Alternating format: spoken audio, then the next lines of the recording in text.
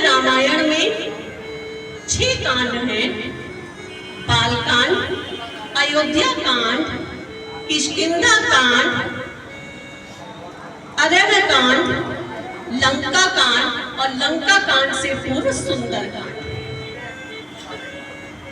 ये रामायण संस्कृत में लिखी हुई है, किंतु आज के युग में संस्कृत का ज्ञान होना आम जनमानस की पहुंच से बाहर है। और ऐसा होने पर संवत 1631 में स्वामी तुलसीदास जी ने रामचरितमानस की नींव रखी।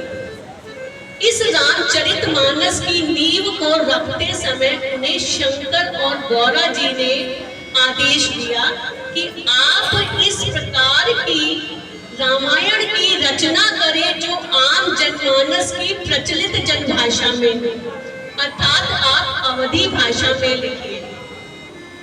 तुलसीदास जी ने जब इसकी रचना प्रारंभ की तो वे 7 रातों तक रामायण को लिखते रहे, किंतु संस्कृत में लिखा।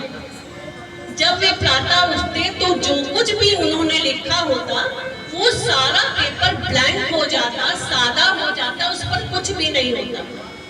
तब पुनः शंकर पार्वती जी ने उन्हें स्वप्न में दर्शन दिया और इस रामचरितमानस को अवधी भाषा में लिखने के लिए कहा।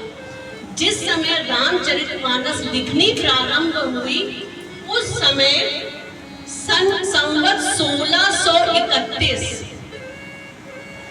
चैत्र मास शुक्ल पक्ष 9वीं तिथि दिन मंगलवार दिन के 12 बजे इसकी रचना प्रारंभ हुई। और संयोग से ये सब वही नक्षत्र वगैरह चल रहे थे जो भगवान श्री रामचंद्र जी के जन्म के समय थे। और तब जब रामचरितमानस लगभग 2 वर्षों में पूर्ण हुई तब विद्वानों ने इसे ग्रंथ मानने से इनकार कर दिया, क्योंकि यह संस्कृत में नहीं थी। तब काशी विश्वनाथ के मंदिर में समस्त पुराणों, वेदों, ग्रंथों में इसकी परीक्षा ली जानी तय हुई और मंदिर में यह रामचरितमानस सबसे नीचे रखकर मंदिर के कपाट बंद कर दिए गए। समस्त ग्रंथ इसके ऊपर थे। तुलसीदास जी सारी रात मंदिर के बाहर बैठे रहे और प्रभु से प्रार्थना करते रहे, प्रभु राखो लाज हमारी, प्रभु राखो लाज हमारी। प्रातःकाल जब मंदिर के कपाट खुले तब रामचरितमानस न केवल समस्त ग्रंथों के ऊपर रखा हुआ था, बल्कि उसमें भगवान शंकर के स्वयं के हस्ताक्षर थे और उसपे लिखा था सत्यम शिवम सुंदर।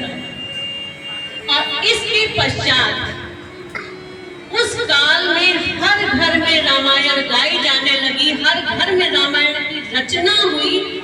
सब लोग दिन रात इसका गायन और वादन करने लगे। जब रामचरितमानस लिखी गई तो प्रारंभ में सबसे पहले तुलसीदास जी ने इसमें 7 श्लोकों में प्रभु का वंदन किया है। पहले श्लोक में उन्होंने माता सरस्वती और भगवान गणेश का वंदन किया है। दूसरे श्लोक में उन्होंने शंकर जी और मां पार्वती की आराधना की है। तीसरे श्लोक में शंकर जी को गुरु मानते हुए उनका आराधन किया है। चौथे श्लोक में उन्होंने वाल्मीकि जी और हनुमान जी का वंदन किया है। 5वें श्लोक में सीता जी की आराधना की है।